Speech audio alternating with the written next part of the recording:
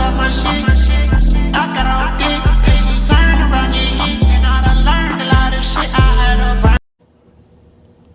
What's up, y'all? This your boy, Mr. I240. I'm back with another episode today. I know I was supposed to drop this yesterday, but I was like, you know what? Why would I drop a back to back? Especially if I was talking about the Royal Rumble. So I ain't want to distract y'all with Flop 2. So I just said, you know what? I'm just gonna drop it tomorrow. And plus, my phone was dying and stuff. I had to erase memories off my phone, all this stupid stuff. You know how this stuff go. But I'm trying to get this money upgrade to a laptop or something, and I can do all this. But hey, hit that notification button, comment, subscribe. And hey, man, I love y'all. I love doing this. And the only reason I'm doing this episode, because technically, if y'all not from Memphis, I guess we're going through a so-called ice storm, road slipper and stuff like that. So I got a text from my boss and stuff like that, like, hey, you going to be out today. So I'm like, all right, cool. They give me a chance to do what I really want to do, because I don't want to work for nobody else but myself. But that's besides the point. The episode is finally here. Flop 2, let's get straight into it. The first rivalry I want to talk about is the Ultimate Warrior versus Hulk Hogan. Now you ask me, now I know some of y'all new school, little youngest, you like, I thought it was good, but the first round was in 1990 when they built it up. Who was gonna be the face of the company? Hogan was leaving to go to acting, and plus I think by 1990 came, folks was getting tired of the say your vitamins, say your prayers. We was entering a new era, you know what I'm saying? So they wanted something new, young, fresh. And if y'all don't notice, WWE for like almost a year and a half was preparing Ultimate Warrior to be the face of the company. Now, according to this report I just screenshot with Paul Heyman, it was a lot of jealousy and tension between both parties because both of them wanted to be the best and both of them wanted to be the face of the party. Now, if you ask me who was right or wrong at the time, I'm going to go with Hogan, because if you're moving on to Hollywood and acting and stuff like that,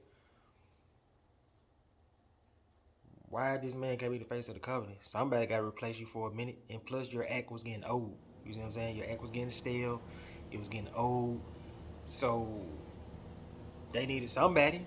You know what I'm saying? Like, I mean, I think they would have. I would have preferred Randy Savage if they didn't go that route. But I think Randy was probably hurt. It wasn't gonna be Sergeant Slaughter. Brett wasn't ready. Shawn definitely wasn't ready. So what other alternative did they have? You know what I'm saying? So they said you could, and then if you look at some of the promos, I could probably tell there probably was a lot of jealousy on both parties. Why, we'll never know. We'll never understand. But y'all know how that feud turned out to real life feud when you have Ultimate Warrior exposing real life issues about Hulk Hogan in the 54-minute video years before he passed. So, and then you got to think about that. So, basically, back to the 1990 match. It was the who the face of the company. It was the title for title in Montreal in front of a big crowd. Magical match. That match was actually good. If you look back at it, you know, folks, this one, guys thought that Hogan and Warrior couldn't really wrestle like that, but they both gave on a good show. They did what they had to do. They entertained the fans. Warrior win with a clean finish, and off to the sunset his title reign go. So, as time go along, you know, over the years they teamed up together. You know, been cordial, high fiving, da da da da da. So shortly, Warrior was left WWE in '91, got suspended or whatever. He came back, saved Hogan. The rest was history. Then 6 years then passed by. Hulk Hogan then moved on to WCW in 1994. Royal wasn't going well. Moved on to 1996. NWO taking over. So by the time the Warrior came, the NWO thing was kind of drying out like fruit. So it was kind of like, all right, little bro, we're getting kind of stale. We're trying to move on. This one they had NWO Wolfpack, and then NWO Black and White, and then you added Warrior to the mix. Then now they came face to face of trying to recreate something that you can't recreate. Because you got to remember, at one point, Hogan felt like, I'm not Hogan, Warrior, before he came to WCW, he felt like they were being disrespectful towards him when they had a dude named Renegade, who was a pretty cool little wrestler, but he felt like they were trying to rip off him. Maybe it was, maybe it wasn't. We'll never know. But, so it's like he leading to he coming out the ring full of smoke, trench coat. It would just feel weird to see Warrior in a jacket, period, like at that time. And then they were trying to recreate that magic that it just wasn't there. Like, fans didn't move on from them two. Now, Warrior can still go, but it was just like fans didn't move. Like, WWE at that point was so big with Austin, Taker, Rock, Triple H, and then WCW had Goldberg, Chris Jericho. Really, it was just Goldberg. You know what I'm saying? Sting. Sting act could never get old. Was Ric Flair on point? I think Ric Flair a little bit, but it just they were getting tired of the NWO thing. And then as they were trying to build it up, it was an infamous promo where, where a Warrior gave it away that he beat him before. And I guess in the wrestling business, there's a no-no because Hogan was kind of pissed off. You could tell in his face. He's like, hey, bro, we trying to sell the match, but damn, dog, you told them you beat me already. What's the point of watching it? There was just a lot of tease, Warrior taking out the NWO, beating up the Disciple, which was British Beefcake. Trash. But anyway, so as they building up, the infamous match happened. And I'm gonna be real, man. After all that build up and all that, man, that match was garbage. Like they were trying to recreate something that you can't recreate. Like that WrestleMania moment was so epic. Like you can't recreate that. You know what I'm saying? So it just folks was tired of Hogan and nothing against Warrior. It just folks was moved on. As we was heading into the new millennium, like I said, Goldberg took over, Sting still relevant, Jericho getting buzzed, Big Papa Pump doing his thing. You hear me? I just think if WCW would have reset it and regrouped, I think the match would have worked out better. But there was still this NWO those thing, and it just like it was all over the place, and so was that feud. And it was just like we still love you guys, but it's just like nah, bro, we don't want to see this. And sure enough, we didn't want to see that match. Hell, if you really look back at that card, we didn't even want to see that card because that wasn't even the only trash match on that card. Because Sting and Bret Hart, that was garbage too. You know what I'm saying? So the only thing that was good on that card was probably what, like DDP versus Goldberg. That's it. Just look at the pay-per-view. Like, you can see the signs why WCW was going out of business. But there's no here or there. But that feud was trash, and it's time to move on to the next subject. Another feud I want to say was trash, and it wasn't because of the ladies. Well, it kind of was. Bayley versus Ember Moon at SummerSlam.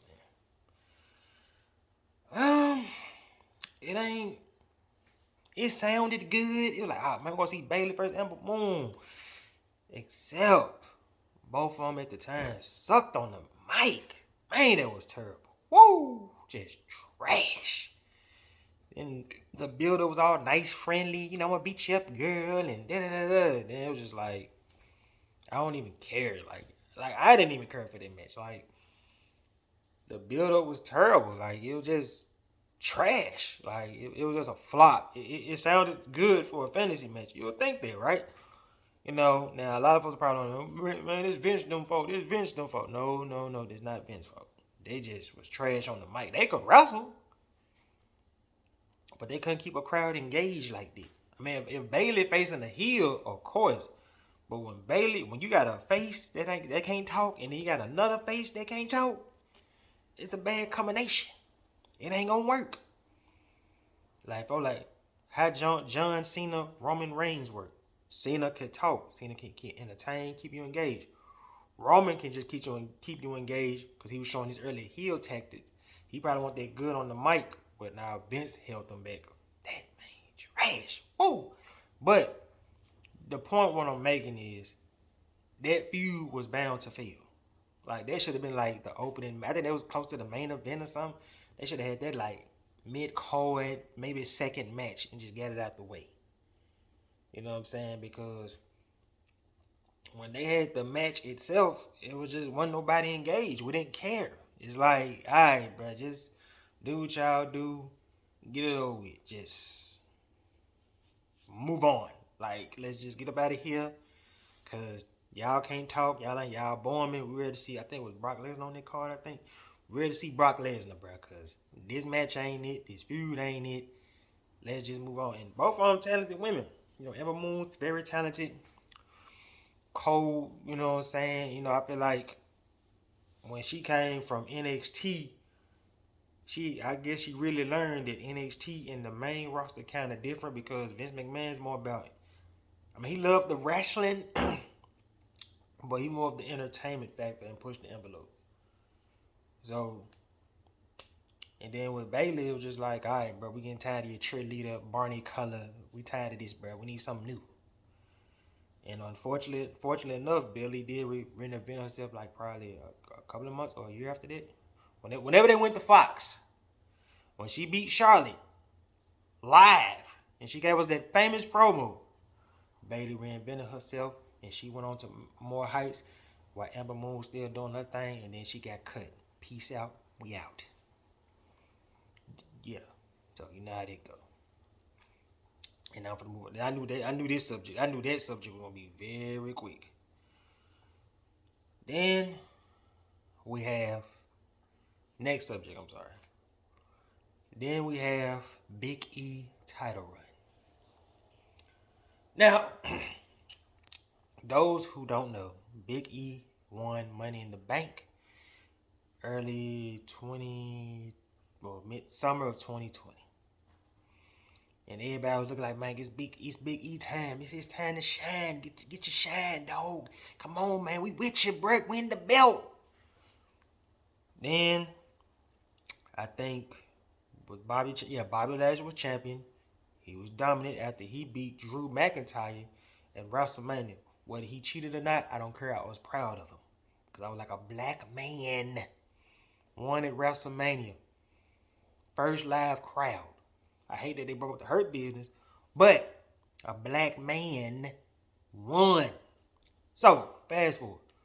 So, Bobby Lashley had just got through facing Randy Orton in the title defense. I'm sorry. Title defense live on Raw. He massacred him and Randy Orton. I said Randy Orton? I hope I didn't say Randy Moss. If I did say Randy Moss, I mean Randy Orton had a title defense on live on Raw. Bobby Lashley beat him, massacred the man. Then out came Big E, talking trash, slapping the man. Then Bobby got fired up, and then they got into it. They wrestled for a minute. And then he hit him with the big ending, and then our new champ was born, Big E. All right. Now, I feel like with his title run, they were trying to push him to the max, but Roman jump was so good that, you know, you were just going to be number 2. Like, he was definitely going to be number 2. Anybody that won the belt next to Roman was going to be number 2. Like, when Roman told Drew McIntyre, you're going to be my favorite number 2, you was just going to be everybody's favorite. Anybody could have won the WWE title. They're going to make him their favorite number 2. So, Big E had his first title, and he was having good matches. You know, just like he had a good match with Drew McIntyre at Crown Jewel. He won, and then they started building towards Survivor Series when King Woods won the crown at Crown Jewel. And, you know, New Day was going back and forth with the Usos, disrespecting the Usos and the Kane. And you got to remember, where it was the episode of SmackDown when it was Xavier Woods versus Jimmy Uso. He lost by a DQ. They beat him up. He was supposed to kneel down. And then Roman, he beat Jimmy Uso. He was supposed to kneel down. Roman them beat him up. Then the next week, it was Xavier Woods versus Roman Reigns in the match. Roman beat him. He wore the crown on his head. And then, on top of that, they did a promo. Roman told him, I don't care about this crown. He stomped Xavier Woods' crown. They attacked him, beat him up. I think they broke Kofi's leg the week before then. They broke Kofi's leg. Not broke it, but, rid him out for a couple weeks. Ran Kofi out for a couple weeks. Then Big E returned to SmackDown, attacked Uso. They got into it. And then when Survivor Series happened, it was a classic match. Roman won. Like, you're going to be our favorite number 2. Then after a while, did he have a match at TLC? I'm not sure. Y'all put it in the comments. I just remember his title reign ended shortly after that. And then Brock Lesnar won. So I don't know if it was just whack or the crowd wasn't engaged or someone connected. And I think Booker T used to say that too, like, I'm going to need Big E to be more serious. And that was the problem with the New Day. Now, and I got an episode talking about Kofi title reign. Kofi title reign was good. It's just, we ain't see that serious side enough. You know what I'm saying? So I think with Big E, we ain't see that more serious side. We saying it, but it was just like he want to shake his hips and gyration and booty shaking. I don't want to see that, bruh. Not no real dog, not no real man. We ain't trying to see that, bruh. Not from the champ, bruh. Not from the champ. If that was the case, Goldust would have been world champion. We want to see all that fruity stuff. You know what I'm saying? So I ain't saying I don't want to see no man twerking, man. You the world champion, but we need you to be Mike Tyson. You know what I'm saying? Be serious. So that was more of a flop. So it was just sad that it ended. I'm pretty sure he would have had his run, but I mean, Vince was desperate for ratings, and they wanted to do title for title, and we thought he was gonna choose. Like, Roman got sick, so they threw everything wrong. Roman got COVID, and then they set it up for title, and went from there in that historic trash match. I'm gonna be quiet on that. Y'all know that match was trash, bro. Y'all thought it was trash? I thought that match was trash. Well, Big E, it could have been worse. You could have lost your title for a Cain Velasquez match.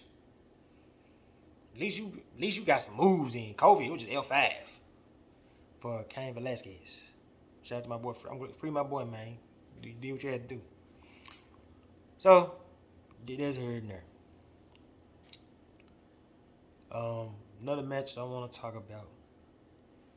Jon Moxley versus Brock Lesnar. Now, you would have thought this was box office, especially with the face-to-face confrontations and then with the low blows. You would have thought it was box office. But then, as Jon Moxley was explaining to Stone Cold on the podcast, he wanted to collaborate and do different stuff. Hell, Jon Moxley was just desperate, like, hell, I'll let you do stuff on me. I just want to make it special because, hell, you Brock Lesnar. You know what I'm saying? I want to make it entertaining. I ain't just want to make it like the fiasco it was. All right, still church, F5, match over. But I'm going to be real with you. I'm going to be real with y'all for a second. Me and my homeboy kind of agreed to this. And Paul Heyman said Brock wanted to go for all this stuff he was trying to do. But if you was Brock Lesnar, do you blame Brock Lesnar for not wanting to do this? Man, look at this, bro. Man, I got Bob.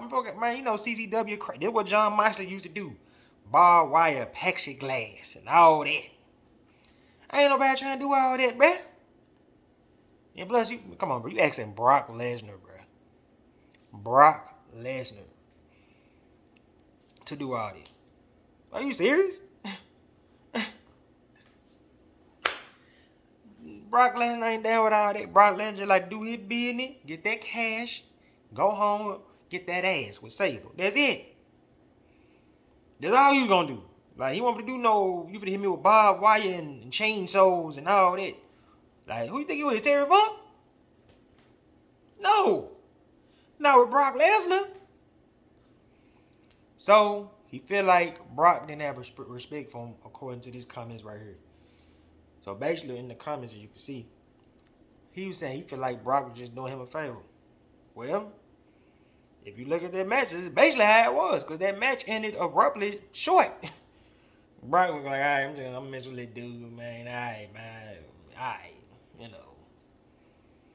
And that feud was just an epic fail from the build up, from everything. You know, Moxley getting whooped every week, and it was just an epic fail. You know, it started from Fastlane when Roman Reigns beat both of them in a triple threat match for him to move on to face Triple H at WrestleMania in another trash match.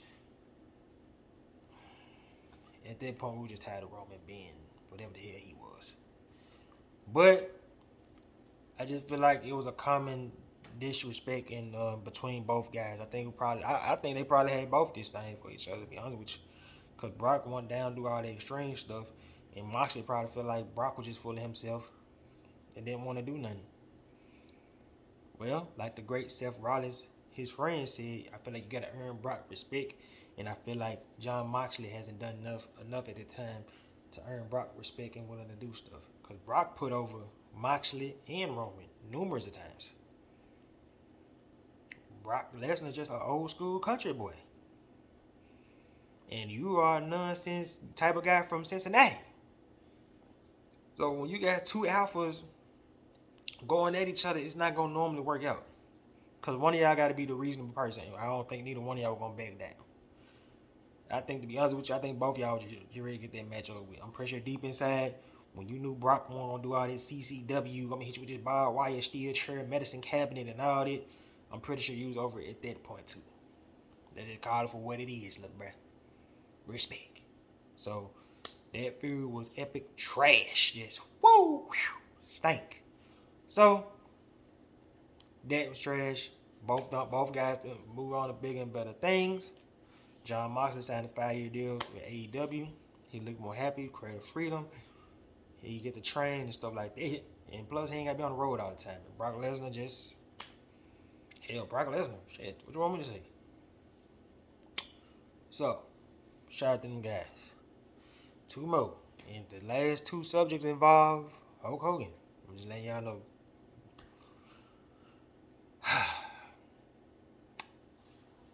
Hulk Hogan versus Sid Justice here in the 1992.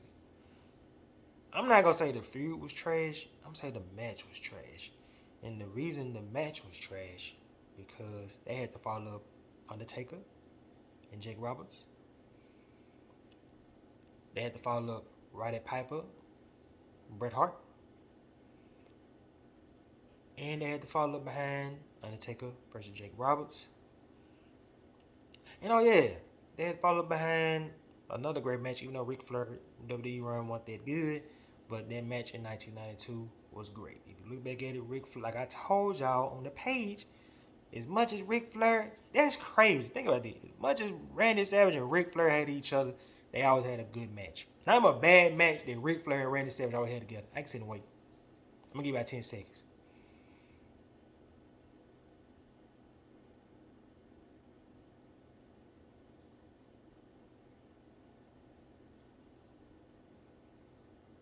Okay, then. You can't. So, you know what I'm saying? So, they had to follow behind that. But guess what this match was? The main event. That's tough. And the crowd won't even engage at that point. So, backstory. So, Sid and Hulk Hogan was like good friends back in 91. Exhibit A. Then I think I got another one too. Exhibit 2. Then came the 1992 Royal Rumble. Now, Hulk Hogan had lost the WWF title to the Undertaker in 1991 in the controversial fashion where Undertaker supposedly hit the tombstone and chair, but you can clearly see Hogan's head didn't hit the chair at all. But okay. So, following weeks to that Texas and Tornado in Texas, whatever you want to call that piece of TV trash, whatever you want to call it, they had the rematch where it ended in controversial fashion. So, Jack Tunney vacated the belt for the Royal Rumble in 1992. So, Sid and Hogan were both in the Royal Rumble. Now, Sid Justice, Sid Vicious, Sid Undy, whatever you want to call the OG, he said something in the interview that kind of had me thinking. Like, he said he believed during that time Hulk Hogan was jealous of his shine. Because at that point, Sid was getting over and the Hogan buzz was dying. But if you look back at that Royal Rumble, when Hogan got eliminated, they cheered. You gotta think about it. Just look back at the end of the Royal Rumble. They cheered, man. They were getting tired of the say your vitamins, say your... We was moving on to a new era, man. Thug Life, Tupac, Das Effect, you know what I mean? Nirvana, everybody wearing ripped jeans and smoking cigarettes and doing coke. We ain't doing that, man. We doing drugs. I mean, I believe in prayer. I mean, I'm saying, well, that's the era that I was coming up in, you feel me? Big cell phone, you know what I'm saying? Like, man, we ain't starting that. Fans was looking for something new. And so, Sid Justice eliminated him, got his shine, got his props. Then, it was down to two. Ric Flair and, Ric Flair and Sid Justice. So, it's Hogan standing around, holding the ropes or whatever, outside the ring. He grabbed Sid's arm. He pulled him to the side. Ric Flair threw him over the top rope. Now that's when, and fun fact, I don't know if y'all agree with this, now that you look back on it, Hulk Hogan should have turned heel right there. That would have been perfect. Not NWO Hogan, but something. I mean, fans already cheering for him, so why not go for it? So the build-up happened, and then they had a tag team match, I think, on a live television show where Sid finally betrayed it on Hogan. And then the match was set up from there. And yeah, and y'all know the issue. That match was trash. Now, my last subject, Hulk Hogan versus Randy Orton. Now, you would have thought, man, this going to be awesome. It's going to be great. Yeah, except one problem. Hogan didn't want to lose. Like, I don't even remember the build-up for that. All I remember was they want to challenge you at SummerSlam, shake your hand, and then they went to the back. You look up, Brooke get in the car, then Hogan walked back to the car, Randy or RKO dropped them, and that was it. Then on top of that, Hogan didn't want to do business. Just like he didn't want to do business with Shawn. Like, if you look back at both of them matches, Hogan both lost. But he wanted to make it about Hulkamania and all that. Bro, you're 50 years old, man. Give back to the business, bro. And you never really gave back. Only time you probably gave back was Goldberg. And I feel like the only reason you probably gave back to Goldberg because he was a big dude, strong dude, just like you. But for some reason, with average size guys and guys ain't big as you, you're not going to do the job. I mean, you still didn't do the job to Bret. I feel like you and Bret would have been perfect for SummerSlam for you to pass the torch to Bret. Sometimes you just got to give back, and Hogan didn't want to give back. So that's why that feud was just really pointless and trash. Because I wanted Randy to win. You look back on it, that would have been much more for his career than yours. What did you gain out of it? Besides your ego and you, Hulk Hogan. So I'm going to let y'all think about that. But y'all, that's it for this episode.